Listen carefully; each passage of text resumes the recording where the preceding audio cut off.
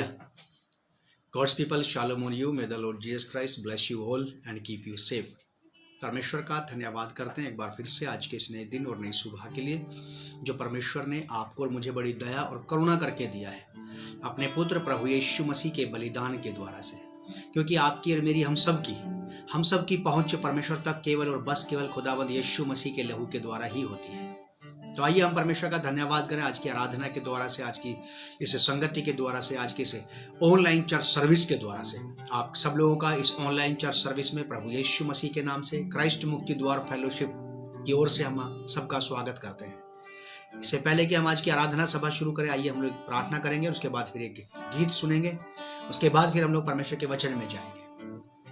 आदरणीय पिता, प्रभु यीशु के नाम से आपका धन्यवाद करते हैं कि आपने हमें समय दिया है और चाहते हैं कि आपके आत्मा के द्वारा से हमारी अगुवाई की जाए ताकि हम आपके वचन की गहराई को समझ सकें। और प्यारे पिता परमेश्वर, आज की आराधना करने में, वचन को समझने में और समझाने में, सब बातों में हमारी अगुवाई की जाए, हमारी मदद सहायता की जाए, ताकि जिससे कलीसिया उन्नति और तरक्की पाए। प्रभु यीशु के नाम से पिता इस प्रार्थना को हम मांगते हैं, आमीन।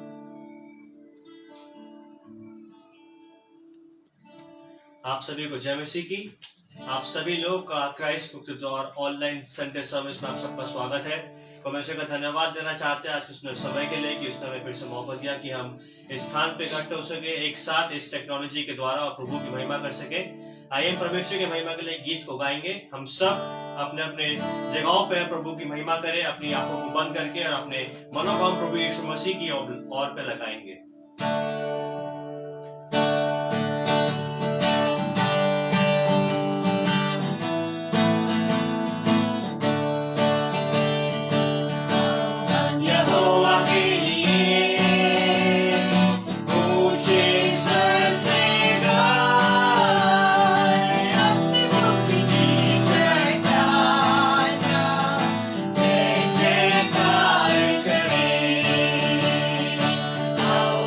Oh,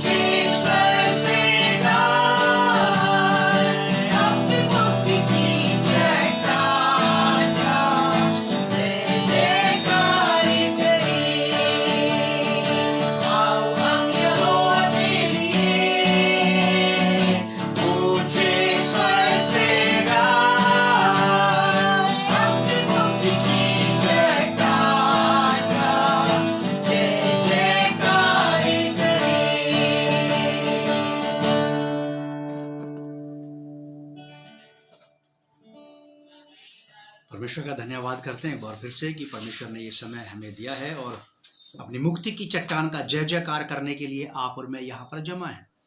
हमारे यहाँ जमा होने की वजह कोई और नहीं है मेरे प्रियो, केवल यही है कि हम अपनी मुक्ति की चट्टान की, अपने मुक्तिदाता प्रभु यीशु मसीह की, हमारे मुक्ति के आधार और उद्धार सेनाओं के यहोवा की स्तुति करें, आराधना करें, उसकी महिमा करें। और ऐसा करना इस बात को प्रूफ करता है कि स्टिल वी आर अलाइव, हम अभी भी जीवित हैं। अगर हम जीवित हैं तो हम उसकी आराधना कर रहे हैं। अगर हम इस पृथ्वी पर जीवित हैं तो ये इस बात का प्रकटीकरण है, इसका प्रूफ है कि we will worship the lord, we will serving the lord. अगर हम जीवित हैं तो हम निश्चित अपने परमेश्वर यहोवा की आराधना करेंगे, निश्चित ही, डेफिनेटली फिर हम अपने प्रभु यीशु मसीह की महिमा के गीत गाएंगे। और यही बात प्रूफ करती है कि हम जीवित हैं। परमेश्वर का धन्यवाद करते हैं एक बार फिर से आप सब लोगों का ऑनलाइन संडे चर्च सर्विस में स्वागत है। आइए हम लोग आज की बाइबल स्टडी को शुरू करें। हमारा आज का थीम है परमेश्वर के साथ घनिष्ठता, पार्ट 1, परमेश्वर के साथ घनिष्ठता, intimacy with Christ, intimacy with God हमारा आज का थीम है। इंटीमेसी विद गॉड, परमेश्वर के साथ और ज्यादा घनिष्ठता, परमेश्वर के साथ और ज्यादा नजदीकी, और ज्यादा नजदीकी। आपकी नजदीकी है, बहुत अच्छी बात है, हम सब परमेश्वर के नजदीक है, लेकिन और ज्यादा घनिष्ठता, और ज्यादा करीबी, इसके विषय में हम आज चर्चा करेंगे परमेश्वर के वचन के द्वारा से।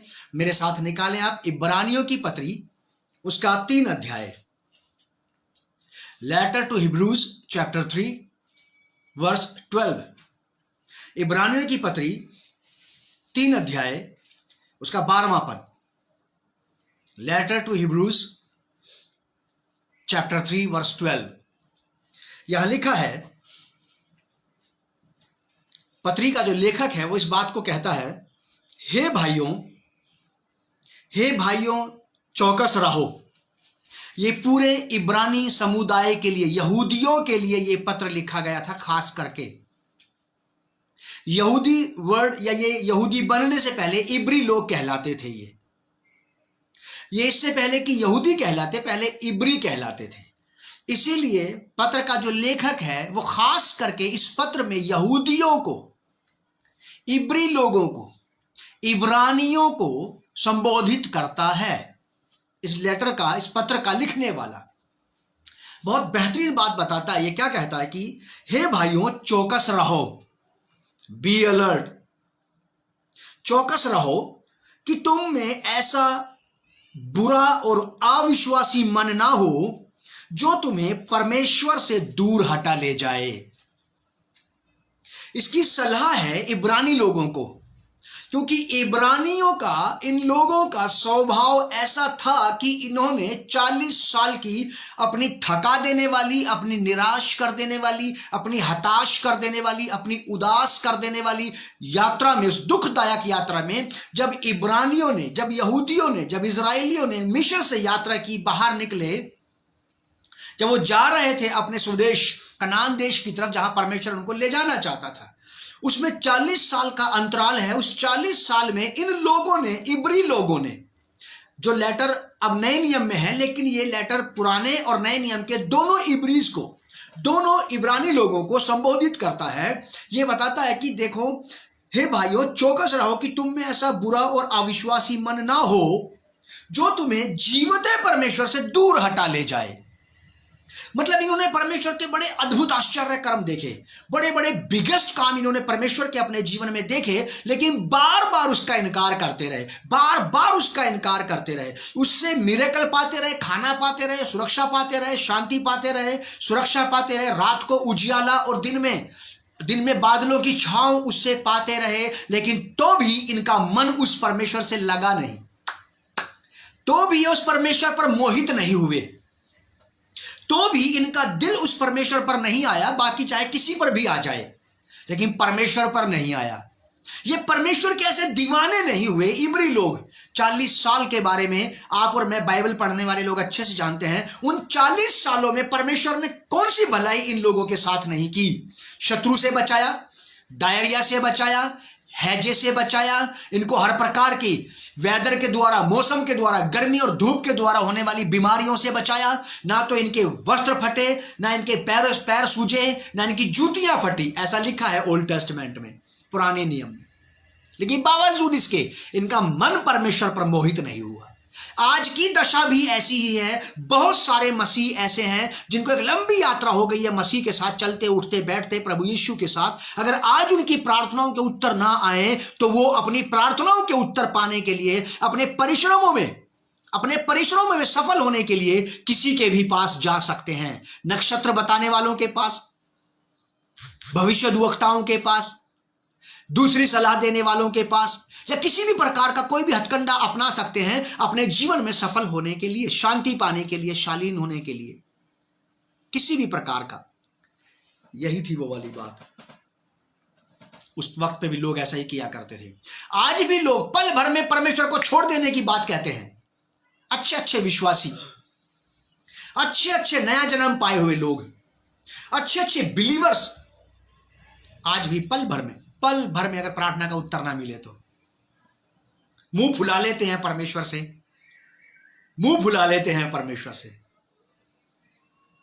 आज भी ऐसा ही है। लेकिन पत्री का जो राइटर है, जो लेखक है, वो इस बात को कह रहा है, उसकी सलाह देके कितनी बढ़िया। कहता कि हे मेरे भाइयों, तुम चौकस रहो। चौकस रहो कि तुम में ऐसा बुरा और अविश्वासी मन पैदा ना होने पाए। अपने अंदर ऐसा मनोभाव, अपने अंदर ऐसी विचारधाराओं को पैदा मत होने देना। हालात के द्वारा, परिस्थितियों के द्वारा, किसी भी कारण से, चाहे बाहरी हो या अंदरूनी हो, वजह चाहे कुछ भी हो, लेकिन अपने मन में परमेश्वर के लिए कठोरता पैदा होने मत देना, कड़वाहट पैदा होने मत देना।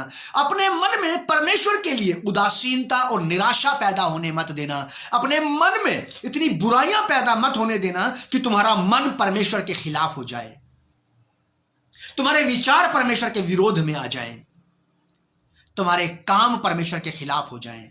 अगर प्रार्थना के उत्तर आज नहीं आए तो कल आ जाएंगे, कोई बात नहीं, लेकिन हम में ऐसा बुरा मन पैदा ना हो। और बुरा मन पैदा कैसे होगा? याद रखिएगा, मन का आपके जीवन में एक खास अहम हिस्सा है। परमेश्वर ने आपको मन के साथ पैदा किया है, बुरे मन के साथ नहीं, मन के साथ। अब वो बुरा होगा या अच्छा, ये डिपेंड करता है आप पर। आप इस मन को कैसा बनाएंगे, आप इस मन को क्या बनाएंगे, कैसे तैयार करेंगे, आप मन कैसे तैयार करेंगे अपना, ये आप पर आश्रित करता है कि आप इस मन को बुरा बनाएंगे या अच्छा बनाएंगे, इस मन को कड़वा बनाएंगे या शुद्ध बनाएंगे, इस मन में नफरत पैदा करेंगे लोगों के लिए या स्नेह, उदारता, दया, क्षमा पैदा करेंगे। इट्स डिपेंड ऑन यू, ये आप पर आश्रित है। लेकिन परमेश्वर ने बस केवल आपको मन दिया है। बुरा और अच्छा यह आपका चुनाव होना चाहिए, यह आपका अपना चुनाव होना चाहिए कि आप कैसा मन अपने अंदर उपजने देंगे, आप कैसे मन को पैदा अपने अंदर होने देंगे। लेकिन सलाह बहुत अच्छी है। ये लिखा है, हे भाइयों चौकस रहो, अलर्ट रहिए, आप केयरफुल रहिए। ठीक वैसे ही जब आप यात्रा करते हैं, बस में, ट्रेन में, हवाई जहाज में, कहीं भी आप यात्रा करते हो और आपके पास कोई सामान है, कोई लगेज है, तो आप अपने सामान की देखभाल करते हैं कि उतरते समय आपका सामान गाड़ी में ना छूट जाए, आपके पास पूरा सामान हो अपना। वैसे ही आपको चौकस रहना चाहिए कि जिस मन को कैरी किए हुए, जिस मन को लिए हुए आप चल रहे हैं, ये मन आज दिन भर में किसी व्यक्ति की वजह से, किसी स्त्री, किसी पुरुष की वजह से खराब तो नहीं हो गया, कड़वा तो नहीं हो गया, बुरा तो नहीं हो गया, उदास तो नहीं हो गया, निराश तो नहीं हो गया है, यह मन किसी प्रकार से खाली तो नहीं हो गया है। पता नहीं कितने लोगों से मुलाकात होती है दिन भर में, कितनी बातें सुनने को मिलती है दिन भर में, कितने लोगों से मिलते हैं दिन भर में, कितनी अच्छी और सही बातें सुनने को मिलती हैं दिन भर में, पता नहीं कितने लोगों से मुलाकात होती है, क्या क्या होता है।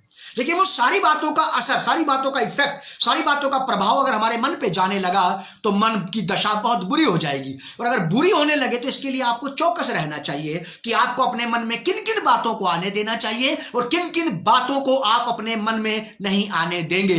जैसा कि आप और हम दूसरों को सलाह देते हैं कि सब बातों को दिल से ना लगाओ, सारी बातों को दिल से मत लगाओ, क्योंकि सब बातों को दिल से लगाओगे तो निराश हो जाओगे, हताश हो जाओगे, उदास हो जाओगे, बुझ जाओगे, खाली हो जाओगे, ब्लैंक हो जाओगे बिल्कुल।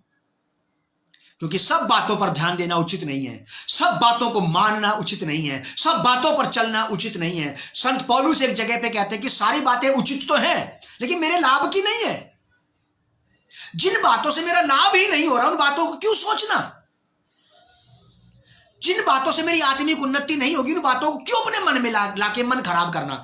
राइटर कहता है कि भाइयों चौकस रहो कि तुम में ऐसा बुरा मन, निर्दयी मन, कड़वा मन, कठोर मन, ऐसा मन पैदा ना हो जाए, ऐसा मन ना बन जाए हालात और परिस्थिति की वजह से। कहीं ऐसा ना हो जाए कि आप और मैं भी उन लोगों को देख करके, जिनको हम पसंद नहीं करते, जो हमें पसंद नहीं करते, उनको देख करके हम भी ये कहते ये नहीं करते तो हम भी नहीं करते। ये ना होने पाए, ऐसा ना। चौकस रहिए आप। किसी के पास से कोई बुराई आप तक आएगी, वो आपके मन में जड़ ना पकड़ने पाए। लिखा है, हे भाइयों चौकस रहो कि तुम में ऐसा बुरा और अविश्वासी मन ना हो।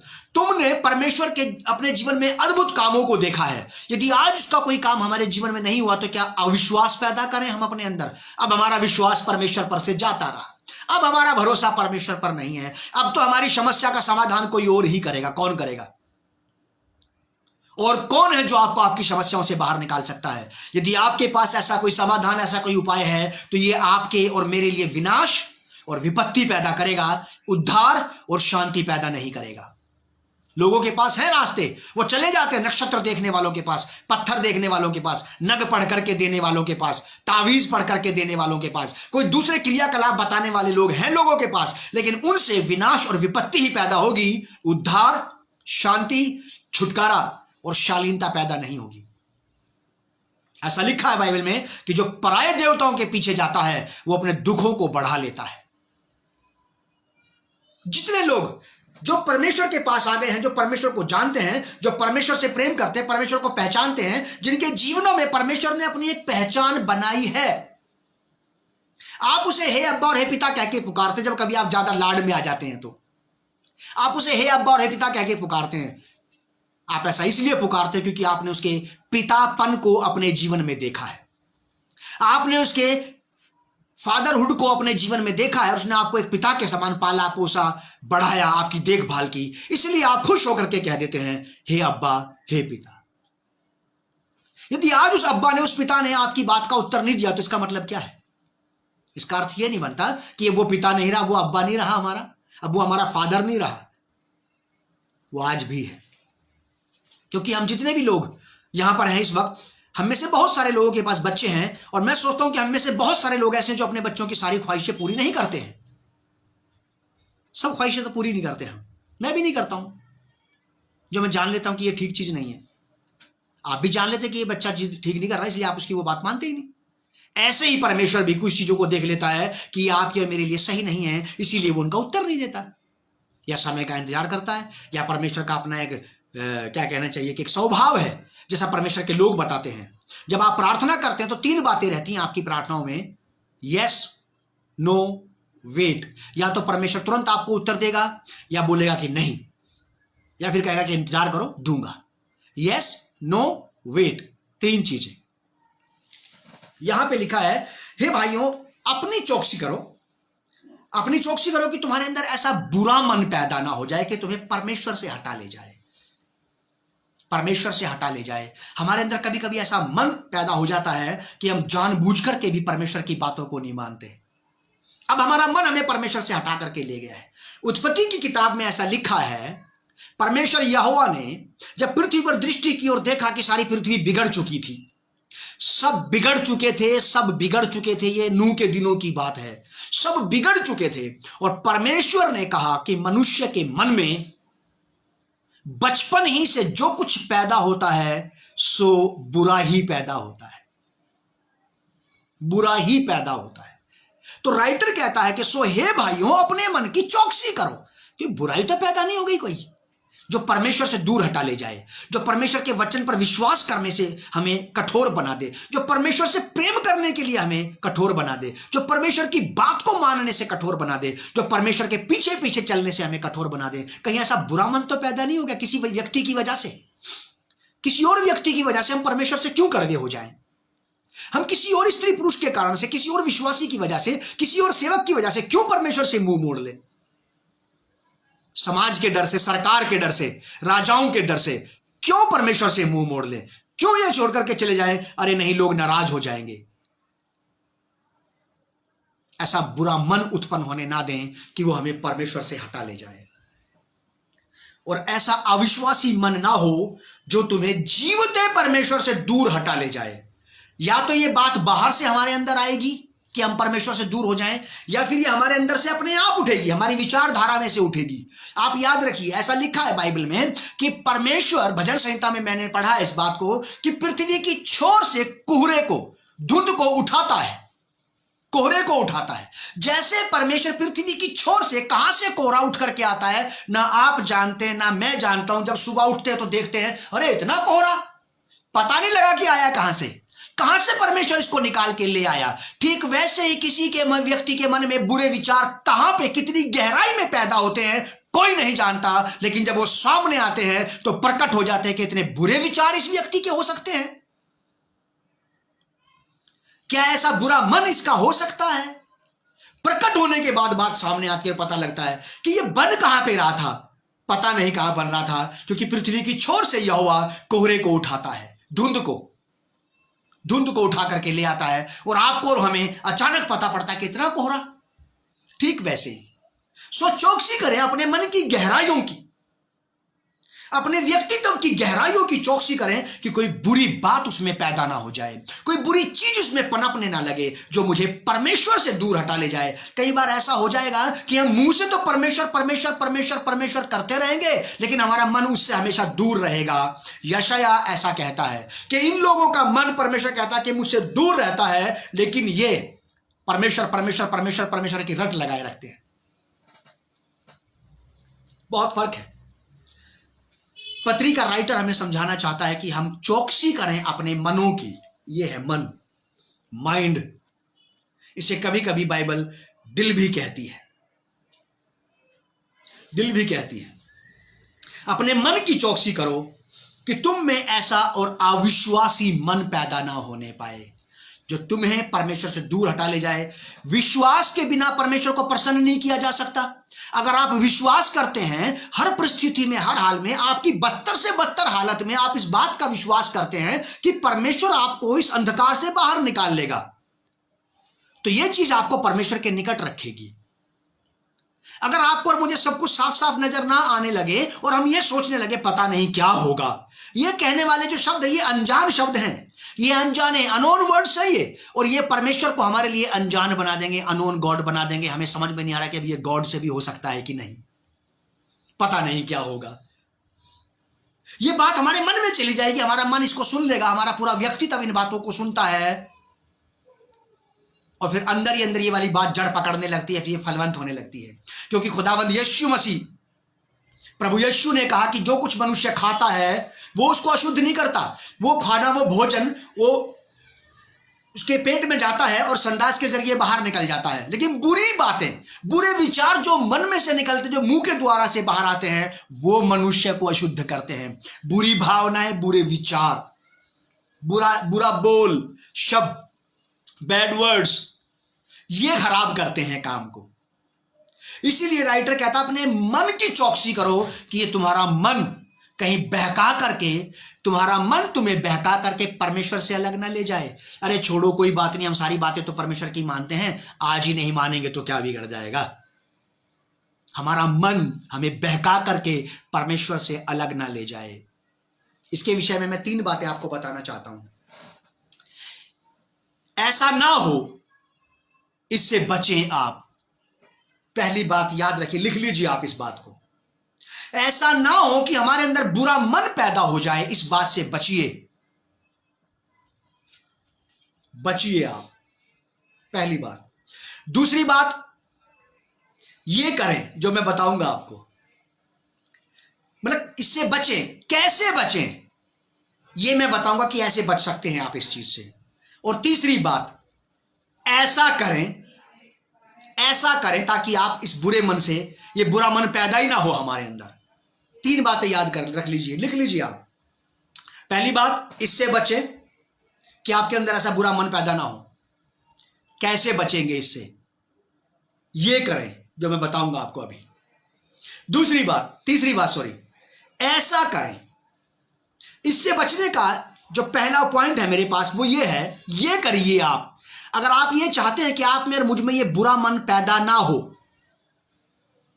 बुरा मन उत्पन्न ना हो, तो आप ये करिए जो मैं आपको कह रहा हूं। मेरे साथ निकालिए gospel of Luke chapter 10 verse 27। लूका रचित सुसमाचार उसका 10 अध्याय 27 पर। Gospel according to Luke chapter 10 verse 27। यहां ऐसा लिखा है, उसने उत्तर दिया, तू प्रभु अपने परमेश्वर से अपने सारे मन और अपने सारे प्राण और अपनी सारी शक्ति और अपनी सारी बुद्धि के साथ प्रेम रख। जब आप अपना पूरा मन परमेश्वर में लगा देंगे, मन का एक कतरा भी अगर बाहर छूट गया तो शरीर और संसार की बातें उस एक कतरे को ही खराब करना शुरू करेंगी, और धीरे धीरे वो एक कतरा पूरे मन को खराब कर देगा। थोड़ा सा खमीर पूरे गूंधे हुए आटे को खमीर कर देता है। जो लोग भटूरे खाने के शौकीन हैं, छोले भटूरे, केक पेस्ट्री खाने के शौकीन हैं, वो क्या करते हैं कि मैदे को फुलाया जाता है, उसमें ईस्ट डाला जाता है, इसे खमीर कहते हैं। और 2 किलो मैदे में 2 किलो खमीर नहीं डलता मेरे प्रिय, 2 किलो खमीर नहीं डलता, थोड़ा सा, चुटकी भर। अगर मन का जरा भी हिस्सा आपका और मेरा परमेश्वर से प्रेम करने से बच गया है, रह गया है, अगर जरा भी रह गया है, तो आप ये नहीं कह सकते, मैं ये नहीं कह सकता कि मैंने अपने पूरे मन से परमेश्वर से प्रेम किया है। अगर मैंने पूरे मन से परमेश्वर से प्रेम किया, मेरा पूरा मन परमेश्वर पर मैंने सेट कर दिया है, तो ये मेरे मन में दूसरे के प्रति कड़वाहट और बुराई कहां से आ गई फिर?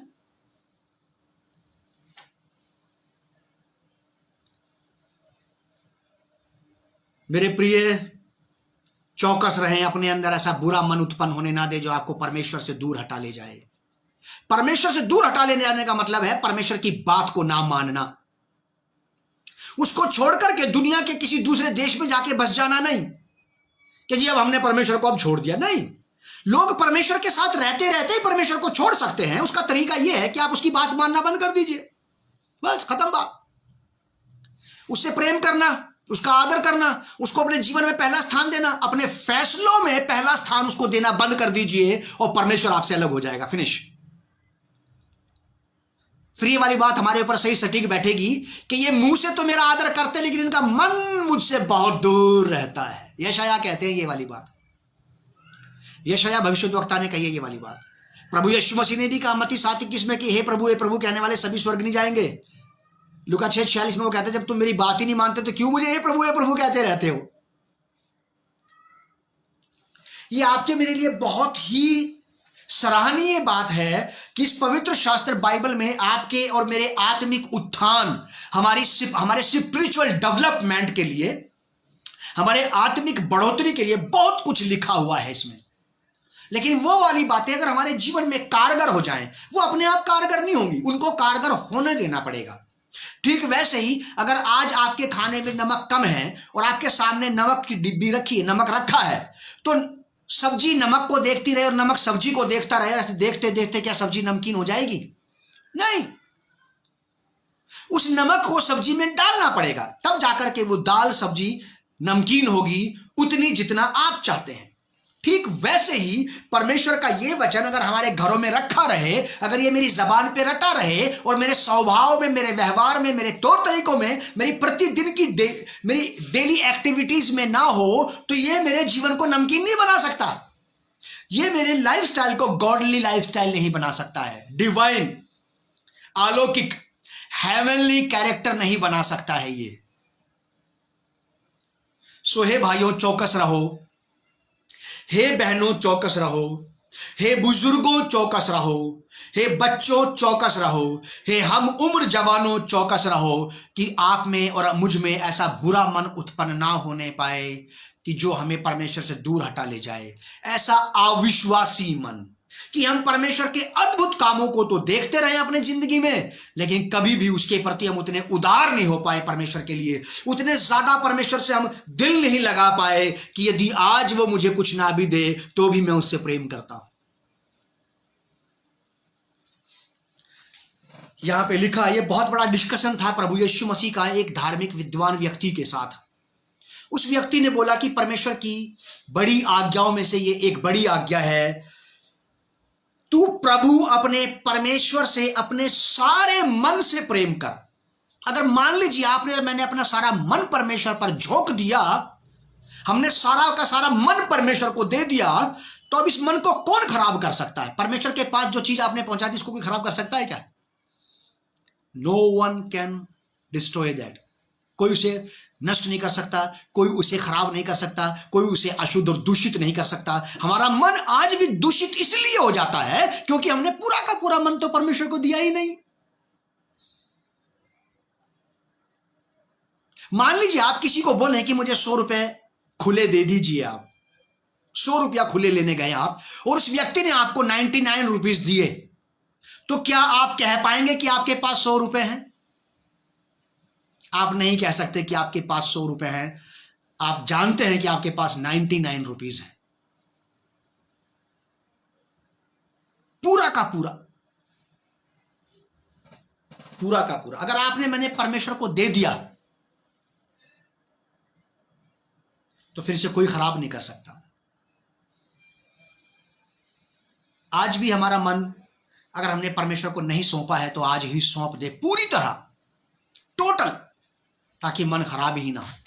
और जब मन खराब होता है ना, लोग चाहे बताएं ना कि मेरे मन में आपके लिए बुराई है, लेकिन वो बातें, वो चाल चलन के द्वारा से, जिसे लोग बॉडी लैंग्वेज बोलते हैं ना, वो बातें बाहर आ जाती हैं। मैं भी परख लेता हूं और लोग मुझे भी परख लेते हैं कि इस व्यक्ति का मन हमारे लिए ठीक नहीं है, या आपको भी लोग परख लेते हैं कि उसका मन हमारे लिए ठीक नहीं, क्योंकि व्यवहार से पता लगता है। शब्द कई बार चुप होते हैं, जबान चुप हो जाती है, आपका फेस और एक्टिविटीज इस बात को प्रकट करते हैं कि अब हमारा मन आपस में एक दूसरे से नहीं लगा है। हम सब होशियार हैं, बहुत ही ज्यादा होशियार हैं, लेकिन याद रखिए कि आप मेरे मुझ में ऐसा बुरा मन उत्पन्न ना हो। यह मन बुरा नहीं हो सकता अगर आपने मैंने पूरा का पूरा मन, जैसे लिखा कि सारे मन से परमेश्वर से प्रेम कर। अगर आपने मैंने सारा मन परमेश्वर को दे दिया है, सारा मन परमेश्वर में लगा दिया है, सारा मन परमेश्वर पर उंडेल दिया है, अब मैंने मन को बचा के नहीं रखा, बैक साइड में कुछ बचा ही नहीं है, बैकअप में कुछ है ही नहीं, मन को लेकर के सारा मन तो मैंने परमेश्वर को दे दिया, तो ये खराब भी नहीं हो सकता आप, क्योंकि गॉड के निकट कोई खराबी वास नहीं करती। लिखा है कि वो भला है, अच्छा है और अच्छाई करता है और भलाई ही करता है। कलीसिया की आत्मिक उन्नति की बातें हैं ये। अगर ये बातें आपके मेरे व्यवहार में, कलीसिया के व्यवहार में, स्वभाव में, हमारी डेली एक्टिविटीज में पाई जाएं, तो मैं ये कहना चाहता हूं कि दुनिया बदल जाएगी। हम अपने आसपास की दुनिया को बदलना शुरू कर देंगे, हम अपने आसपास के लोगों पर प्रभावशाली होना शुरू हो जाएंगे। यहां लिखा है कि उसने उत्तर दिया, तू अपने प्रभु परमेश्वर से अपने सारे मन से प्रेम कर। पहली बात ये करिए आप, ताकि बुरा मन ना पैदा हो, इससे बचा जा सके। बुरा मन पैदा ना हो, इससे बचा जा सके। पॉकेट ना कटे, पैसा चोरी ना हो जेब में, पैसा जेब का घर में रख के चले जाइए। जब घर में रख दे तो क्या चोरी होगा? अगर हमने आपने पूरा मन ही परमेश्वर को दे दिया, तो अब इस मन को कौन दूषित करेगा? कोई मेरे मन को खराब नहीं कर सकता है, क्योंकि मेरे पास मन है ही नहीं। ऑलरेडी मैंने एक गॉड को दे दिया है। दूसरी बात, इसे कैसे करें? इसे ऐसे करिए। अब आप कैसे होगा ये ऐसे होगा। फिलिपियंस चैप्टर 2 वर्स 4, फिलिपियों की पत्री उसका 2 अध्याय चौथी आयत, फिलिपियों की पत्री 2 अध्याय वर्स 4, फिलिपियंस चैप्टर 2 वर्स 4 लिखा है कि हर एक अपने ही हित की नहीं, हर एक अपने ही हित की नहीं वरन दूसरों के हित की भी चिंता किया करे। हमारा मन, हमारे विचार सबसे ज्यादा अशुद्ध और दूषित तब हो जाते हैं जब ज्यादा से ज्यादा हम अपने बारे में सोचने लगते हैं। जब हम अपने बारे में सोचने लगते हैं, जब हम अपने ही बारे में सोचने लगते हैं, जब अपना ही भला बुरा हमें नजर आने लगता है। मान लीजिए मैं किसी लाभ के पद पर आ गया हूं जहां पे मैं बहुत सारा लाभ कमा सकता हूं और मुझे बस मैं, मेरी पत्नी, बच्चे, मेरे घर की आवश्यकताएं ही नजर आती हैं, तो याद रखिएगा इस लाभ के पद पर बैठ करके बस मैं केवल अपने परिवार के लिए लाभ कमाऊंगा, अपने परिवार के लिए बपोती और संपत्ति जमा करूंगा और मेरे मन में जब तक कोई दूसरा व्यक्ति नहीं आएगा तब तक ये बात मेरे जीवन में सफल नहीं होगी कि मुझे दूसरों के हित की भी चिंता करनी चाहिए। जब आप और मैं अपने बारे में, अपने से ज्यादा दूसरों के बारे में सोचना शुरू कर देंगे कि जिस प्रकार से डेली नीड्स की, प्रतिदिन की आवश्यक जरूरतों की जरूरत आपको भी और मुझे भी है, जब आप इस बात को सोचना शुरू कर देंगे कि जैसे मुझे है वैसे दूसरे को भी है, तब आप और मैं ज्यादा से ज्यादा अपने लाभ की खोज में नहीं रहेंगे, फिर हम दूसरों के लाभ की भी खोज में रहेंगे। और जब हम दूसरों के लाभ की भी खोज में रहेंगे तो याद रखें कि हम दूषित और अशुद्ध होने से बच जाएंगे, दूषित और अशुद्ध होने से बच जाएंगे। जब भूखमरी में, जब भी कभी भूखमरी में राशन बंटता है, मैंने देखा है अपनी आंखों से, मैं चश्मदीद गवाह हूं इस बात का कि एक आदमी तो 8-8 लोगों का राशन ले गया और एक आदमी को एक आदमी का भी नहीं मिला। मैंने देखा इस बात को, मेरी वाइफ ने देखा इस बात को, मेरे साथ हम दोनों पति पत्नी ने मिलकर के देखा है कि कोई तो बिल्कुल ही भूखा रह गया और कोई 8-8 लोगों की बजाय 16-16 लोगों का बटोर करके ले गया। ऐसा तब तक नहीं होगा जब तक हम दूसरों के हित की भी चिंता करेंगे। लिखा है कि कैसे करें, ऐसे करिए आप। प्रभु यीशु मसीह ने ना केवल अपने ही हित की चिंता की बल्कि उसने परमेश्वर के हित की भी चिंता की। प्रभु यीशु मसीह ने परमेश्वर के हित की चिंता की और परमेश्वर की आज्ञा के मुताबिक अपने आप को पूरी तरह से कुचल दिए जाने और रौंद दिए जाने के लिए दे दिया। और यही वजह थी कि प्रभु यीशु मसीह अपने आदर और सम्मान को बचाने की बजाय परमेश्वर के सम्मान को बढ़ाने में लग गया। और यही बात थी कि वो परोपकारी हो गया सारी मानव जाति पर। आज आप और मैं अपने ही हित की चिंता ना करें, परमेश्वर के हित की भी चिंता करें कि मेरा ये स्वभाव परमेश्वर के सम्मान को बढ़ाएगा या घटाएगा।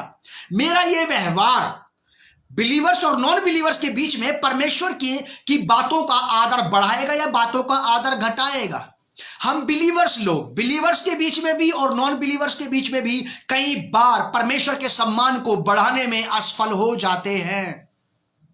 इसकी वजह केवल यह है कि हमें हमारे हित की चिंता खाती रहती है। मेरे दूध का बिल, मेरे बच्चों की स्कूल की फीस, मेरे घर का किराया, मेरे घर का पूरा कैसे होगा। हम अपने घर की पूर्ति करने के चक्कर में दूसरे विश्वासियों को नजरअंदाज कर जाते हैं। हे भाइयों, चौकस रहो कि तुम में ऐसा बुरा मन उत्पन्न ना हो जो तुम्हें अविश्वासी भी बनाए और परमेश्वर से दूर हटा ले जाए। एक विश्वासी का लक्षण यह है कि वो अपने साथ साथ दूसरों के हित की भी चिंता किया करे, दूसरों के हित की भी चिंता किया करे। मैंने आपको तीनों बातें बता दी। इससे कैसे बचे?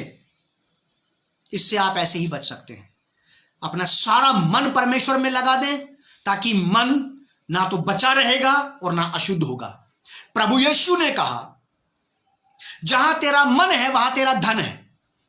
अगर आपने और मैंने अपना धन स्वर्ग में परमेश्वर के राज्य में लगा दिया तो उसको वहां पे काई कीड़ा नहीं बिगाड़ेगा। जो धन यहां पे छुट जाएगा उसको काई और कीड़ा बिगाड़ देंगे, चोर चुरा लेंगे।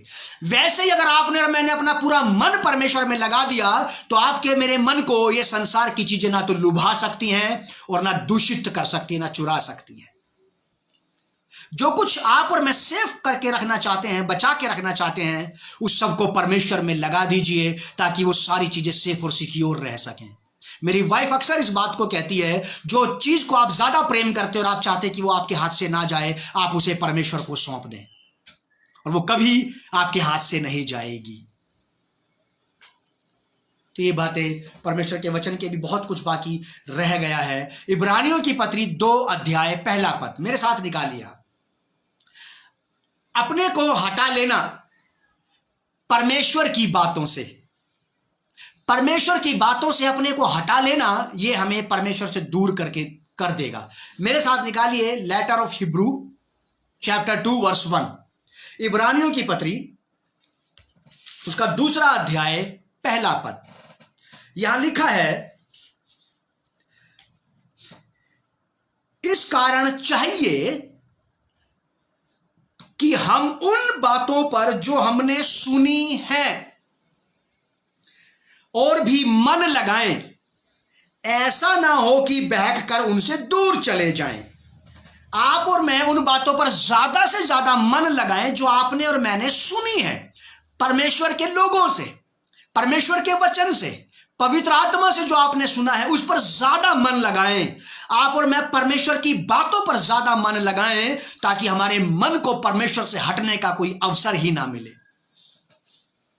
मौका ही ना मिले, मौका ही ना मिले, मौका ही ना मिले। कुछ पोर्शन बच गया है, आप उसे लिख लीजिए, घर में याद पढ़िएगा। मन की चौकसी करेंगे, हमारा फर्स्ट पॉइंट है।